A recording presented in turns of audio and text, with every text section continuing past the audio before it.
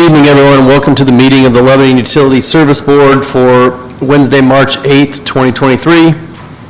Let the record show that all board members are present tonight, and Tim Hudson is joining us remotely. And please note that the meeting was properly advertised. All rise for the Pledge of Allegiance. Allegiance to the flag of the United States of America, to the republic for which it stands, one nation, under God, indivisible, with liberty and justice. All right, first thing we'd like to do is offer public comment for anyone who's here. We offer it again at the end of the meeting. I don't see anyone from the public here tonight, so we will also again offer it later. First item is the approval of our minutes from the February 22nd meeting. Everyone had a chance to review those minutes, and if so, any questions or discussion? Now I'd entertain a motion to approve. I make a motion we approve the minutes for February the 22nd. Second. Motion made by Bill, seconded by Ann to approve the minutes from the February 22nd, 2023 meeting. Any additional discussion? All in favor signify by saying aye. Aye. Any opposed? All right. Danny, just to note, I will abstain from that vote because I was not in attendance at the last meeting.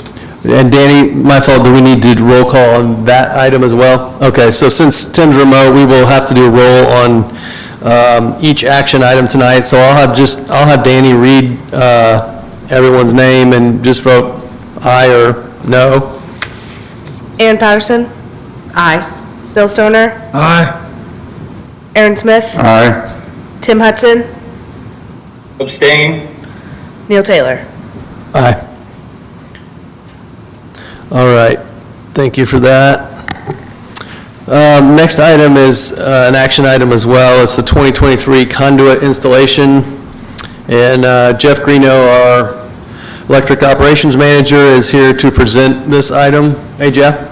Hi. Good afternoon, everyone. I am bringing a approval request to have Barriott Incorporated to do Lebanon Utilities electrical conduit installation for 2023. Lebanon Utilities put out an RFP earlier this year, and Barriott Incorporated was the only response that we got back. Barriott will be installing conduits, and by trenching and boring, they'll do a multitude of different jobs for us, like housing additions, and we've been having issues with street lights. So each individual project will have a price quote that'll be associated with it. So I would like to recommend that the Utility Service Board approve Barriott Incorporated to be the Lebanon Utilities electrical conduit installation contractor and have our legal department review and General Manager Ed Baskel sign all documents. Anyone have any questions? All right, thanks, Jeff. Any questions for Jeff on this conduit installation?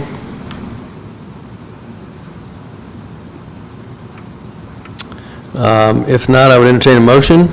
I make a motion to approve Barry Incorporated to be Lebanon Utilities electrical conduit installation contractor and to have legal counsel review and General Manager Ed Baskel sign all documents. Second. Motion made by Bill and seconded by Ann to approve Barriott Inc. to be the Lebanon Utilities electrical conduit installation contractor with legal counsel and general manager reviewing and signing all documents. Any additional discussion? Danny will have a roll call for the vote. Ann Patterson? Aye. Bill Stoner? Aye. Aaron Smith? Aye. Tim Hudson? Aye. Neil Taylor? Aye. All right, Thank you. that motion carries. Thanks, Jeff. Next item, Ryan Ottinger, our water wastewater manager, is going to address the Chicago Street High Service number 4. Hey, Ryan. Hello, good evening, and even though this does appear very stylish, my sweatshirt, I am wearing it for a reason. We did recently purchase these sweatshirts for the wastewater crews. This is just kind of another added layer of safety. We require, anytime the guys are out in the field, to have a vest on that has the proper reflective wear. But when you are starting, in the wintertime especially, starting to layer clothes, the vests don't tend to stay on very well and are pretty cumbersome. So we did purchase these. They have the proper reflective gear, and once they have them on, entering, exiting the vehicle is not a problem to remember to put on a vest because they already have this on. So it's just kind of another added layer of safety, and I wanted to point that out, that we purchased that, and it was recommendation of some of the crew members, and so the crew's going to have those on and try to be more visible as the construction season gets going outside. This request is to repair and/or rebuild high service number 4 at Chicago Street. This is our main high service pump, and what the high service pump does is basically gets the raw water out of the raw water tank, pumps it into the filters and out into the system. It's pretty vital. We have 4, a total of 4. One of them only pumps about 75 gallons a minute at Chicago Street, so it's really not particularly useful. What we've noticed during our routine maintenance is there's a lot of wear on the shaft of this high service pump. And with that wear could cause at any point in time that shaft snap. That shaft is what goes down into the raw water tank.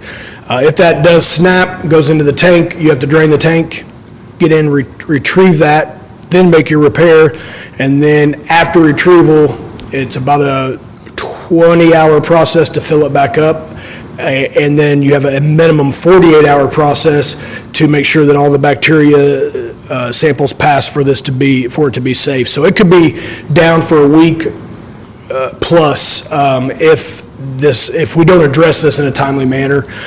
So my recommendation is, after speaking to the well companies, the time now would be to pull that pump. It is from 1967, just to put some age on this bad boy, to go ahead and take that pump out of service, take it to the shop, and have it's a sealed pump, so you can't just open it up and look and say, oh, this needs to be done or that needs to be done. It has to be done in the environment that it's made for. So what we would do is take it out, take it to their shop. They would completely open it up and say, then they could call me with a recommendation, and on their quotes, you see a rebuild quote, and then you see a new pump or a new motor. So that is, one of those will not be charged to us. It'll be an either-or situation. If they can rebuild it, that is all 3 of the recommendations for the quotes is to rebuild it. It's much cheaper and has, in theory, the same lifespan based on us doing routine maintenance on it that it would be if it was brand new. But if they get in there and this thing's not in good shape, or it's going to possibly cause problems in the future, then the recommendation will probably be to just get a new one. We did receive 3 quotes from all trusted vendors who have all done work for us. And what you're looking at in the quote is what we tried to do is present a worst-case scenario. If everything had to be brand new, then what would that cost be? My anticipation is that we won't be near that. However, you just don't know. There's a lot of unknowns. So I wanted to do a do not exceed, but I also didn't want to have to come back in for $1,200 because, they gave me the low end of the price and it actually ended up being a little bit higher. So we took a worst case scenario, and the lowest of the bids was Peerless Midwest. Peerless was actually the ones who were doing the maintenance at the time, and found this problem, presented it to us, and then we developed a scope, and we sent the scope out to to receive quotes. Two of the vendors actually came in, walked through everything and looked at everything. The other one, we kind of walked them through it on FaceTime because they're in southern Indiana, and so they were able to send a quote to us. Luckily, we do have in the ceiling, we weren't sure, so there is also installed in the 60s, but does operate a hoist with a chain, so we do not have to, which we thought we were going to, cut a hole in the roof and pull it with a crane. So we're going to be able to, we will still need they'll still need to provide some equipment to pull that, but it won't be near as expensive as what we thought, thanks to, in the early, or the late 60s, the thought process of being able to remove those. We do have basically an identical high service pump that we won't swap out, but we will put it in rotation, and it will take the place. So we won't have any downtime.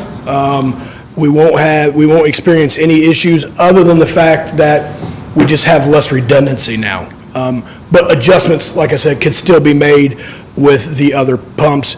We could also, if we have an issue, pick up the slack from Sugar Creek, and now with Abner Longley being online, we can pick up some help from there. So that makes this process a little easier and helps me sleep a little bit better by taking a high service pump out of line. So I do recommend that we use Peerless for this, and this would be under our line item number 9 in the budget for unforeseen equipment repair and replacement. Like I said, everything's sealed in there, and so we do know the shaft is starting to kind of waller out, but it's just, that's one of those things where you don't know until they come and do maintenance and start taking things apart. So we did not budget for this, other than we budgeted for unforeseen issues. Hey, Ryan, what's the approximate cost of replacing it just right up? Do you have an idea what a new one would cost? So a new 20 horsepower motor, which is what they would, is that what you're asking? Well, I know that you said to repair or replace, and you said that repairing it is probably substantially less than just putting a new one in. Is it? Half. Okay. So the quote for a new motor is $4,220, and to overhaul the existing motor, completely overhaul it, is $2,380. So relatively half the price.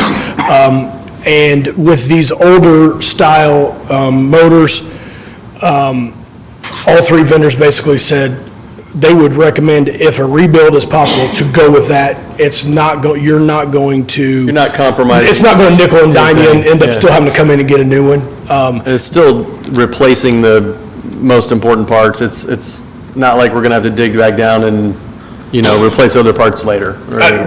Exactly. Right away. Yeah. Okay. And that's why it's best for them to take it with them and be able to kind of go through it with a fine tooth comb and rebuild it. And there's a lot more, when I say rebuild it, there's more to it than that. I just don't know the technical aspects of exactly what goes into the rebuild, but all three did recommend that if that's possible. I would have some red flags if 2 out of 3 would have said, you don't want to rebuild it, you want a new one. But all 3 did recommend, if rebuild is possible, that they would go that direction. Okay, thanks. Any other questions for Ryan? If not, I'd entertain a motion. I make a motion to approve Peerless Midwest, Inc. to repair/replace Chicago Street Water Plant High Service Pump Number 4 with an amount not to exceed $20,020. Second. Motion made by Bill, second by Tim, to approve Peerless Midwest to repair and replace the Chicago Street Water Plant High Service Pump Number 4 for an amount not to exceed $20,020. Any additional questions or discussion? Danny will do the roll call. Ann Patterson? Aye. Bill Stoner? Aye. Aaron Smith? Aye. Tim Hudson? Aye. Neil Taylor? Aye. All right, thank you, Ryan. I think you're staying put for another minute or two.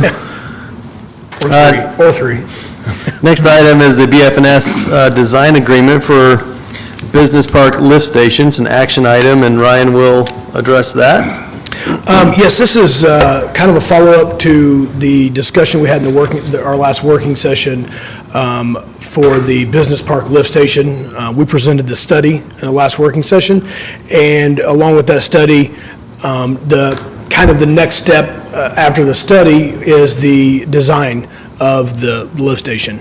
And so that is what this request would encompass. And it is a budgeted item.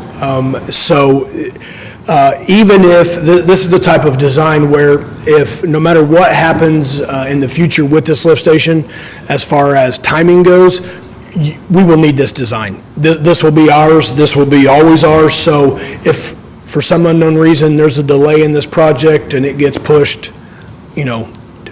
to a time to be determined down the road, you would still need this design to move forward with any of the next steps. So we did know this was the next step, which is why we did budget for it. I will say that in this, there are some unknowns that instead of just putting a random number on, that we would, similar to Reese Park Lift Station, we will come back in the future for a supplemental agreement. And geotechnical is one of those.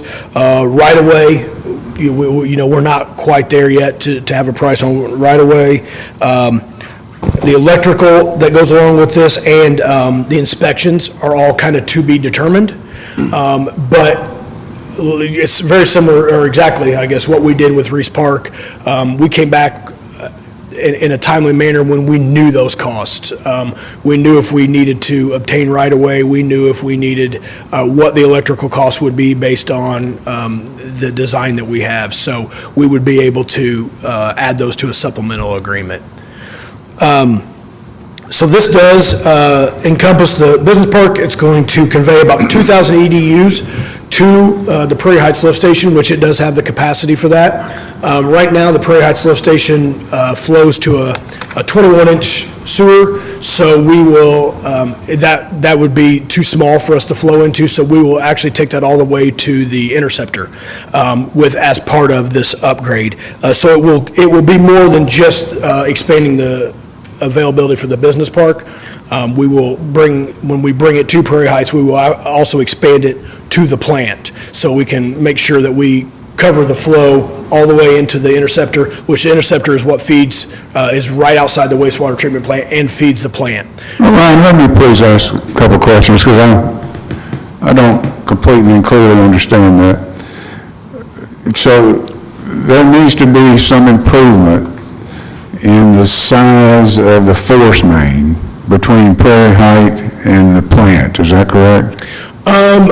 So I don't know if, and John Brand from BFNS is here, he might be willing, I don't know if the force main needs to be upsized, but where it is flowing, the line that it's flowing to is not large enough to receive that, so we're going to take it to the interceptor, which has the capacity to receive. Is the interceptor close by, or is it going to require? It's not far, but it's not miles. It's adjacent to the Stand wastewater there at treatment plant. Prairie Creek, where that lives, the Prairie Heights lift station, and you can almost see the treatment plant. So it's a short distance, Aaron, on what it. So the maximum's estimated $6.2 million cost would include this improvement that we're talking about? It is included in the estimate. Ryan did a really good job of teeing up the qualifiers. Some of the routing of the sewers and the force main can be in public right of way, and you may get into street construction and granular backfill, or it can be in an easement where it's less cost. That's the qualifier that when we get into the detailed design, we will work with the utilities on finding which route is best. And then we will come back and, as you alluded to, Ryan, the right-of-way services, where to drill the holes for the geotech and the electrical design, that is, some of that is route dependent. And part of this design will determine which route will be best. Thank you. You're welcome. To give you an idea on the perspective, so on the walking trail, the Prairie Heights lift station, if you know where that is. Yeah, So the interceptor is basically the opposite side of the creek from the wastewater treatment plant, right along the walking trail also. So right down there, but a favorable advantage we have to that is by going this route, we don't create an interstate crossing, and another interstate crossing because of where it's already routed. So we would just make sure that it doesn't go into a line that cannot contain the capacity of the added capacity. We will not have another crossing under the creek, will we? You could. We don't think on this project, but the key thing is the interstate crossing was under that old railroad bridge that's elevated many years ago, so that was a significant savings for the utilities. Aaron, we haven't done topographic survey on this yet, so the details on the ground, once we have that, we'll be able to answer some of these questions you have a little better. It's going to be dictated on exactly what we find once we go out and do a detailed survey. Thank you. One other thing I'll add is Ryan did a great job of talking. We will come back to the board and talk about for the right-of-way, for the geotech, and those numbers are, they're going to be less than 100,000. They're not expected to be similar in nature here, but there is that number. The other thing that will, for the design parts and then the inspection, we will hold off on moving forward on the construction inspection until Ed and I have had a chance to meet with the mayor and talk about funding options for the construction of this project and also the construction inspection. And Ed is going to engage Baker Tilly to look at a couple options on this. So there'll be a report coming back to the board in conjunction with the mayor on how the construction will be paid for. There are nice options on how to do it. You'll hear back from Butler Fairman and from Ryan and Ed on, once we get through that design, we'll verify the estimates, and then the way that this will be paid for, you'll get that explanation as well. So I just wanted to, at a very high level, to understand there'll be that's a work in progress as well as far as the options on how this project can be paid for. Well, what we're really talking about is the possibility of the RDC sharing in part of the cost. We don't have any other option but beside that, do we? I think we do. Well, you do. What other would that be? Cash on hand, availability fees, Right. a portion or all of, so, right, that's, I mean, but Lebanon Utilities would fund part of it, and RDC would fund part of it, and that's the two parties, right? Possibilities. those are options, yeah, right, it's, at this time, to say which is best, we don't know, and that's where Baker Tilly will be engaged to look at both of those things you mentioned. It can be, to make things really simple, 100% cash on hand availability fees, 100% RDC funding, or a combination of those. Those are the three things that we know Baker Tilly will look at. And they haven't started that effort yet, but they now know the numbers, and Ed will direct them and work with both the TIF side of Baker Tilly and RDC, and then also the utility side or cash on hand. It's nice to have multiple options on how this can be funded, rather than no idea. But that answer has not been determined. Thank you. You're welcome. All right, other questions for John or Ryan? The one last thing, the Yep. overall time frame when we, like later this summer, early this fall, we think that'll be the point when we would come back and talk about, the funding options and then the likelihood of how this project will go forward. Yes. I noticed in the documentation, you hope to have the construction finished by 2024, is that correct? That's right, Aaron. So, yep. So the late this summer, this fall, we gotta start building. And that To was follow the up timeframe. Aaron's question a little bit, what do we see, John or Ryan, what do we see as the design timeline and when we have construction-ready documents for bids? So, good question, Tim. So in Appendix C, 45 for survey, 90 for preliminary design, 90 for final, so 180, 230, 6 to 7 months. The late summer, this fall is when the timeline we expect that you can go through, know the funding plan, and then to go through procurement. At this time, we're noting that a BOT, build, operate, transfer, may be the particular project delivery method that we'll use. We'll keep an eye on that and have more to report on that once we get through the the final design. All right, Did I answer your question, Tim? yep, thank you. Yep. By agreement, 225 days. So we'll see if we can beat that a little bit, but Mondays. yeah, we have to be building this no later than the last quarter of 2023 to make the commitment that was noted for construction completion. And that timeline was kind of determined, it was determined in our meetings with the city. So they are aware of the timeline and on the same page as that kind of being our end goal of where we want to be at the end of '24. So, you know, that's been very helpful. Coordination with the city and continued success with them is kind of how we got to where we are. So there's very little surprises, and we're not giving them a number that they haven't heard and vice versa. I want to cycle back to one thing. You mentioned that the force main connection improvement between the Prairie Heights lift station and the plant would benefit other than the business park occupants. Did I hear that correctly? Bill, no, I don't think we said that.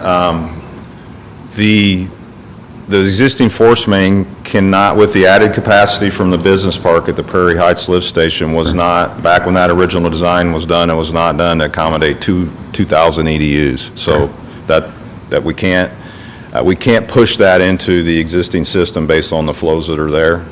Okay. We're not going to have an SSO, so that we're going to push that downstream to a bigger sewer that can accept that additional capacity. So the business park need is driving that. Okay, thank you. Thank you. Yep. All right, any other questions for John or Ryan on the design agreement? If not, I'd entertain a motion. I move to approve the design agreement from BF&S for the Business Park Lift Station in an amount not to exceed $447,900. Second. Motion made by Ann, seconded by Bill. Any other discussion or questions? I'd like to discuss a couple items. In working sessions, I've been on board as saying that I have reservations about all the current ratepayers paying for the Business Park Regional Lift Station that will serve just the Business Park existing customers and future business customers. That I think it's good public policy where the business park, through the redevelopment commission, would pay for the Business Park Regional Lift Station and not all the current ratepayers. In furtherance of this point of view, Lebanon Utilities, with the help of BF&S, on June the 13th of 2022, made a similar type presentation to the RDC. And on August the 18th of 2022, there was a joint meeting where several of us attended with the mayor, the city council, selected city council members, planning staff, Lebanon Utilities staff, to further understand what is needed and why it's needed, and to have a discussion about who it's appropriate to pay for. In my perfect ratepayer protection world, this request would have been submitted to the RDC first before it was submitted to us. And I'm pleased that there's some movement where there's at least some initial agreement that the RDC will pay for a significant portion of the total project. And as in my point of view, the greater that significant portion is, the more ratepayer friendly it is, and I hope things continue in that direction, and I hope our staff and consultants keep that in mind. Thank you. Thanks, Aaron. I'm sure Ed has or will pass that along to Baker Tilly. who will work on this. Say that again, please. I'm sure Ed will pass that sentiment along to Baker Tilly, they're the ones that will complete the study. Yeah, as John mentioned, we're going to engage Baker Tilly, and I know that the mayor and the RDC has engaged Baker Tilly on their side as far as TIF's concerned, and we're just going to see what comes out of the numbers and have it be totally data-driven, so. Yeah, but one thing to keep in mind when you're looking at the availability fees is the timing of the availability fees. At the end of the day, at full build-out, they may be considerable availability fees at the end of that day, but at the beginning of the day when we're building it, those availability fees are not there. So the timing of the availability fees needs to be part of that Baker Tilly consideration in my mind. Yes, it may end up being something where the availability fees pay for it up front and it gets paid back by TIF funds. I really don't know. It's going to have to come out of the study and out of the cost may change on the lift station. Some of the routes might change. This is all good discussion and all things we need to work on for a couple hundred days from now. Sure. Yeah, Aaron, to your point, there's availability fee, there's cash on hand that's already been paid. There's some that will be paid when the business park development takes place, and Baker Tilly will be able to. That is correct, but when these current availability fees were established, it was established to cover $18 million of development over this current year and the next 5 years. And since the availability fees passed, that amount increased to 24 million of indicated projects, of which the availability fees will only cover 18 million of it. So there's a shortfall in availability fees that just about equals the amount exactly of the cost of the Business Park Regional Lift Station. So those availability fees, if they're on hand, they're not just necessarily dedicated only to the Business Park Lift Station. There's several other projects that also can be covered by the availability fees. Lots of options. All right, anything else for John or Ryan? We have a motion and a second. Any other discussion? We will do a roll call. Danny? Ann Patterson. Aye. Bill Stoner. Aye. Aaron Smith. No. Tim Hudson. Aye. Neil Taylor. Aye. All right, that motion carries. Thank you, John and Ryan, for the info. Ryan, staying put for another couple minutes for the wastewater treatment plant valve replacement ditches 1 and 2. Yes, this request is to repair 2 inoperable valves that we have on our ditches 1 and 2 at the wastewater treatment plant. The purpose of these valves is to allow staff to drain the ditches as needed, to be cleaned, to be inspected, or basically as needed. Repair is difficult due to the fact that they are around 15, 16 feet deep, so not shovel ready, I can promise you that. So we had to reach out to contractors, our backhoes. We just don't have the equipment to do this. The work itself, we could do if it was a 2 or 3 foot valve, not a problem. And we have done that work before, but based on the depth of these valves, based on the shoring needs and the safety aspect of it, it is better to reach out to a contractor that has the proper equipment to do this safely. So we did reach out to 5 contractors.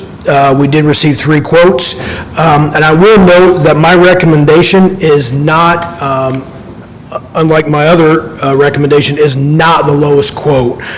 So there is a reason for that, and it's based on some of the technology that is going to be used in this process. Thieneman does have a technology that is used for locating in the ground items that would not show up on, if you call 811 and get locates. 811 to get locates is usually for current infrastructure. They usually have a tracer wire or have tracer wire that you can connect to, and that shows up, which is great. I got an email from Thieneman today just kind of explaining this process a little bit better. And they, in their process, they do still call, we still will call 811 and abide by that. But what you have in the wastewater treatment plant, and we did experience this, and Thieneman actually was the contractor, but we have a lot of abandoned, unmarked infrastructure that is in the ground, but is not on plans, is not on GIS, and will not show up on 811. So this technology will help identify some of the abandoned items in that area. I'd like to interject here. Yes, sir.